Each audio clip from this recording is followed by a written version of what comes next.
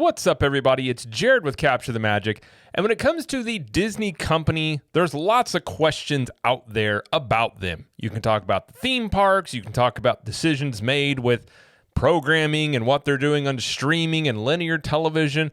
And of course, the CEO position, as Bob Iger had a successor who was Bob Chapek, who turned out to be a unmitigated disaster. And then Bob Iger took power back from him, and really he never left, as he was still the chairman of the board.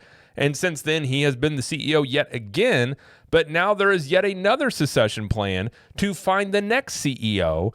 And as has been the rumor for many months going, is that that's likely looking to be Josh D'Amaro. And there is an article here from Bloomberg that essentially points to this. And we're very likely looking at Josh D'Amaro taking over. And in this video, we're going to read through this article and discuss, is he a good choice? And what would, my preferred type of CEO, maybe not just one person, be when you're talking about the Disney company and what is best for them going forward? So we're going to read through this, add some very interesting little tidbits here. So we're going to talk about it and give some thoughts here. So again, this is from Bloomberg. It says, Disney Parks chief is looking very much like the CEO in waiting, who is Josh D'Amaro. Says search for a Bob Iger successor is viewed as a two-horse race, with Josh D'Amaro in the lead and Dana Walden being the other candidate. Walt Disney Company chief executive Bob Iger was chatting at the Farm Shop restaurant in Santa Monica, California, a couple of weeks ago when the conversation turned tense. His breakfast partner suggested Josh D'Amaro, head of Disney's theme park division, will do a great job when he's appointed CEO. Iger bristled, according to a person who witnessed the exchange. He raised his voice, saying the board hadn't come to a decision on that, and he had no idea where that notion was coming from. The conversation reflects a growing consensus among many Disney executives, former executives, and industry leaders that D'Amaro will succeed Iger when the company names a new CEO as planned early next year. The board is focused on 4 internal candidates, including D'Amaro, entertainment co-heads Dana Walden and Alan Bergman, and Jimmy Pittario, who leads ESPN. Iger's contract ends in December of 2026, and essentially Jimmy Pittario, I think, already took himself out of the running for this, and I don't think Alan Bergman has really been a serious candidate. It's basically been Josh D'Amaro or Dana Walden when you're talking about internal candidates for at least a couple of years now, but definitely the past year. Disney has reported the number of succession committee meetings without providing other details. The process is being led by Chairman James Gorman, who oversaw a successful leadership transition at Morgan Stanley before joining Disney's board in February 2024. And they put him in charge of this because the first go-around when Iger chose his successor, which was Bob Chapek, that obviously did not lead to good results. And the board, I think, wanted somebody else in charge of this. So I don't really know how much Bob Iger has input here. I'm sure he does. But from everything I have heard, James Gorman is a very serious man. He knows what he's doing. And he is the one that has the most power, or at least is overseeing this entire thing. So it does seem from the outside looking in, it is a different process, at least, than it was back the previous time, which is just a few years ago. Not that long ago. I guess he's taking, swing number 2 with this whole thing. The division that D'Amaro has led since 2020 is Disney's most profitable, the experiences business, which includes theme parks, cruise ships, and consumer products, and has boosted sales every year since the pandemic. Through 9 months of fiscal 2025, profit in the division rose to $8.12 billion, a third more than Disney's TV, film, streaming, and sports operations combined. That is a wild number, and that's something that some people, I think, assume is not that high, but basically Disney is held up by mostly the theme parks. I mean, experiences includes, the cruise lines and other ones, but essentially it is the theme parks that makes them the most money. And the TV and streaming side, even though that gets the most press, I think that's where the most attention goes when you're talking about Disney, whether that's good movies or bad movies they're doing or what they're doing on streaming, the parks still make them the most money. And I think that's probably why D'Amaro will end up, if they're going with an internal candidate, being the person who takes over, because that's been the division that's been the most profitable for you. And one would assume that would probably lead to that person getting the job. Disney has earmarked up to $60 billion to expand the resorts division over the next decade, with more attractions, more cruise ships, and a licensed company theme park in the Middle East, its first in the region. D'Amaro also oversees Disney's $1.5 billion investment in Epic Games, creator of the Fortnite game franchise, which is yet to yield anything since they announced that, but they do have that stake in there. I'm curious what they'll do with it, but as of now, we have not seen anything come from that investment that they made in Epic Games. One goal of the succession committee is to avoid past missteps. Over the years, Disney serially delayed the retirement of Iger, losing a number of potential internal candidates in the process. Well, it's also Iger just didn't, in my opinion, Iger has not wanted to leave. I mean, I think a lot of this has turned into Iger's legacy and how he's going to be remembered. And, you kind of also see this with this, whether you want to talk about it being boomers or anybody else, not wanting to let go of power. And I think Iger is the epitome of that. He just is not wanting to let go and pass the baton on. And you've seen this throughout many industries, and Disney being probably the most obvious one or the most highlighted one out there you can see. At his behest, the company appointed then Parks chief Bob Chapek as CEO in 2020, only to fire him and bring Iger back in 2022. And again, the whole Chapek thing, Iger wanted him. And, we've been covering Parks and everything like that on our podcast for like 8 years. I never felt Chapek was a good move because the Disney CEO is a very unique one as well, where you're very much in the limelight. You got to give interviews. People expect a lot. Walt Disney and Michael Eisner had the twinkle in their eye type of thing. You want to be able to present ideas and be ambitious. Bob Chapek is very much just a spreadsheet management pencil pusher, cutting costs, trying to show profits. And there's positions that are well for that. He could probably be a CEO in another company and do just fine. Never felt even made any sense for Disney, and obviously, it did not lead to good results, and Bob Iger really never left. If you look at that whole thing, and that's been talked about many times in different articles, Bob Iger was still chairman of the board. Chapek didn't even get his own office. Iger kept his office, and basically Chapek answered to Bob Iger and the board. So Chapek really never got a fair shake. Again, I don't think he was a good CEO, but he never really got his chance to really run things how he wanted, and many of the things he did were things that Iger had already put into motion to begin with. So I think in many ways he was the fall guy, get the blame for a lot of the mistakes that Disney made during that period, even though those mistakes were not all on Chapek, and many of those mistakes were years in the making to begin with. A lot of people point to the Star Cruiser failure, the Disney parks. That was an Iger thing that got greenlit that was opened under Chapek. So Chapek got the blame for it, even though Iger and the Disney executives greenlit that long before Chapek was actually the CEO. This time, the succession is widely viewed inside and outside of Disney as a two-horse race, led by D'Amaro, who's 54 years old, who was born 20 years to the day after Iger. Competing with him is entertainment co-chair Walden, who primarily runs Disney's TV business. Bergman and Pittario are viewed as long shots, according to Disney executives, who asked not to be identified, talking about someone who may soon be their boss. Probably a good move. In recent months, D'Amaro has been looking like a CEO in waiting through interactions with investors, employees, and the broader entertainment industry. In July, he appeared alongside Iger and Mickey Mouse as the New York Stock Exchange celebrated Disneyland's 70th anniversary. D'Amaro attended movie premieres in Los Angeles on 2 consecutive nights that month. In May, the parks chief participated in a question and answer session at a Moffett-Nathanson investor conference before showing up at rival Netflix Inc.'s presentation for advertisers and catching up with its senior executives. In March, at the South by Southwest Festival, he appeared on a panel about the future of storytelling alongside film chief Bergman. Walden and Bergman have distinguished themselves by steering the Disney Plus streaming service to profitability after years of losses. I mean, some of that you could also say they bought Hulu and kind of wrap that into it, but that's a whole other discussion about Disney Plus. But if you look at Disney Plus from its inception, it is still not a profitable endeavor. They were somewhere between, I think it was like $12 billion total in losses. So they have been profitable the last couple of years, but overall Disney Plus is still not a profitable endeavor. It could be in the future, but as of now, in the last couple of years, they have showed profitability. Walden has also sought to make inroads with Wall Street, such as participating in a panel at a Morgan Stanley Media and Technology Conference in March and being interviewed on CNBC's Mad Money show in May. Under her tenure, Disney has produced such hits as The Bear and Only Murders in the Building. Among Disney executives discussing secession, a common theme has been D'Amaro's understanding of Disney's culture, according to people with knowledge of the matter. He has worked for Disney almost 3 decades, while Walden joined the company in 2019 after Disney's $71.3 billion acquisition of the Fox Entertainment business, which again is an acquisition that I don't think is ever going to make any financial sense. But yes, they paid over $70 billion to acquire Fox, and they've done some stuff with it, but not a ton. While D'Amaro has never supervised Disney's film or TV units, he interacts almost daily with the people who run those businesses and is well liked by them, several of the people said. In March, at a retreat in Florida for Disney's top 300 managers, the 4 divisional leaders were given equal time to showcase their businesses and say how they will shape the company's future, the people said. D'Amaro's presentation about the potential of the Experiences unit to bring Disney's brand and entertainment properties to life was especially inspiring, the people said. In a game of pickleball at the retreat, D'Amaro lost a doubles match against 2 executives from the film studio, the people said. Insiders on hand joked they were surprised. They assumed he would win anything he competes in.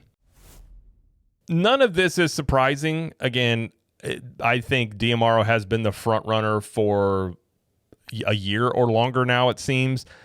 There was a lot of talk about Walden and her friendship with Kamala Harris, and now that obviously she is not president, that could be something that hampers Disney. And I think all along, if you're looking at just if you're going with an internal candidate, it makes sense to go with somebody who has headed up the division, which again, if you look at the numbers here, that makes up over half of what the company currently brings in, and that very likely is going to continue to climb, one would assume, because linear TV is going to continue to diminish. There's a lot of questions, even though the last couple of years they've been profitable when it comes to Disney+, but there's still tons of questions there when it comes to streaming. Obviously, sports is becoming a thing that they're really going after because of the linear television things. The only thing at this point that is still profitable is live sports. But if you look at the Experiences, it would make sense that if you're going internally, the person that's in charge of making more than half of the money for the entire company would be the person that you put in charge, because there's going to be questions about either candidate. What does Josh D'Amaro know about running television and movies? But what does Walden know about running theme parks? And I think if you're looking at just going with internal candidates, it's a bigger risk, in my opinion, to go with Walden, with running a smaller, shrinking side of the company. We're talking about television. And then what would she do on the theme park side? That's a bigger jump to, are you going to make good decisions in the parks? Do you understand the parks? Do you understand the clientele and all these things that go into the theme parks? Granted, there's questions, does Disney understand that now? But D'Amaro being in charge of the most profitable division of the company, it makes a lot of sense to put him there, and you can learn about the other side of the company without as much risk. There's less risk there. Plus, if Walden stays on, one would assume she would still just head over the TV side unless she decides to leave if D'Amaro is made the CEO. Now, I think when you're looking at this, if you're talking about the optics of a CEO, I think D'Amaro has that. He has the it thing with people. He's very charming. If you see him in the parks, he takes pictures with people. I've shook his hand and met him. He has that gift of when you're talking to him, it seems like you are the only person that he is listening to and that he really cares about what you are saying. I don't believe when I talked to him that he actually cared what I had to say. Maybe he did, but he gives the illusion that he does. He's a good people person. He knows how to mingle. He would be good on television. He's going to be able to portray his vision of whatever it is in a way in which people are like, yeah, I like that. So from that position, I think he has the CEO image down. Now, of course, when you're talking about the theme parks, they have made more money, but as somebody who covers theme parks all the time, I'm not going to sit here and say that I think the changes in the Disney parks have been for the better from the guest experience. They've made Disney more money, but they've also angered a lot of people, and you also have a lot more competition coming in on the theme park side with Universal Studios. They've been eating into market share for the past decade. They're still going to be very aggressive into the next decade, and there's lots of questions about what Disney's currently doing, what they're building, and what the impact of those will be. So even though that has been a strong portion of the company, there are question marks around it. So again, there's questions all over the company. Personally speaking, and I will hold to this, I think what Disney would be best for Disney would be outside blood coming in. I actually think a dual CEO setup would be best. I've said that for a long time. You talk about the original one with Walt and Roy, when you had Michael Eisner and you had Frank Wells. I think under a dual CEO setup, Disney has flourished much better under that type of scenario. And I still think that would be something you could bring in here that would do well with that. Now, a setup that would fit that is Kevin Mayer and Tom Staggs, who were in the running for the CEO in the last go-around when Chapek got it. They currently run Candle Media. I've often felt they're a dark horse that could become, still named. I don't think it's a high chance here, but they are a dark horse that could be named, a co or a dual CEO position. And I think somebody coming in with a vision of, this is where we want to go. This is what I want to do with the company, and this is where we're going. I feel like that has been missing from Disney really under Iger's entire tenure, in my opinion. So I think Disney has gotten in a very bad habit of being very short-sighted, very reactionary. Trying to show profits every single quarter to try and keep that stock price up and, make investors happy. So you're not making decisions that are a vision of where we want to be. You're trying to just basically put your finger in the air, which way the wind is blowing, and then go that direction. I don't think that's a good way to run your company, especially the size of Disney. And I think they're in this spot of trying to maintain their market share. And to me, you're either growing or you're not growing. You're either going in the direction you want to go or you're going away. I don't really think there's a neutral when you're talking about human beings or businesses. And I think Disney has been in this area where they're just kind of trying to maintain what they have. And in many ways, that's human nature to do that. I mean, you talk about like athletes and sports. I think sports are one of the best ways in which you can look at something to human nature in businesses. It's very uncommon to come across a Michael Jordan, a Tom Brady, or these obsessive people. When they're on top, they're still driven to go harder and harder. Typically speaking, it's very common for human beings, once you get to the top of something, to kind of relax a little bit. Enjoy the fruits of your labor. Well, I can miss a gym session. I don't have to do this. I've already won these. Like, it's not going to mess with anything if I don't go do this one thing. And then you just compound those decisions and eventually you see a fall off. That's kind of where Disney is at a little bit here. They're just they've been at the top. They have the market share when it comes to theme parks, and they're just been, hey, we don't have to invest a ton in these parks because people are coming. So what's it really matter? Competition steps in. Disney reacts to that. It's forced to invest more into the parks, which is why they're putting $60 billion into the parks the next decade. I don't think they would be doing that if Universal was not doing what they're currently doing. So Disney is very reactionary as a company. But I think if you're looking at this, D'Amaro is probably going to be the next CEO. And what does he change when he comes in if he is going to be the one? He's going to want to make, if he does come in to be the CEO, he's going to want to make his mark. He's going to want to make changes. Is he willing to do that right after Iger leaves the building? Will he make massive changes, or will he just keep basically the status quo of what has been? And if that's the case, I think they would continue kind of the path they've been going down. And you've got competition on the streaming side. Obviously, linear TV shrinking. There's going to continue to be more competition, not only from Universal on the theme park side. You have Netflix popping up Netflix houses. So while Disney does have strength, they obviously have legacy in terms of what they've done over the decades. There's a lot of question marks around them, and is somebody who is going to come in here going to be bold?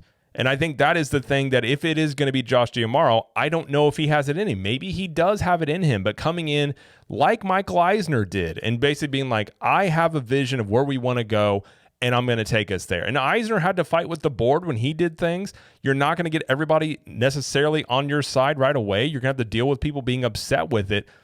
Is D'Amaro set up, as his personality type to handle that? I think there's some valid questions there. But whoever takes over Disney, in my opinion, I think getting Disney back to what they used to do, which is being an entertainment company, not messing in the muddle of all this politics they've gotten involved in, and not getting into reacting to everything, that knows their audience, that focuses on delivering them stories that they want. When you're talking about the parks experiences, giving more value there, and understanding that you just can't keep jacking up prices while keeping perks away and just expect audiences and crowds to continue to come in at the same rate. And of course, whoever comes in here is going to be highly scrutinized. They're going to have constant just attention on what they are doing, and a lot of pressure comes with that. And, if D'Amaro is up for the task, I suppose if he gets the job, we'll find out. But you also run the risk of it being a Chapek 2.0.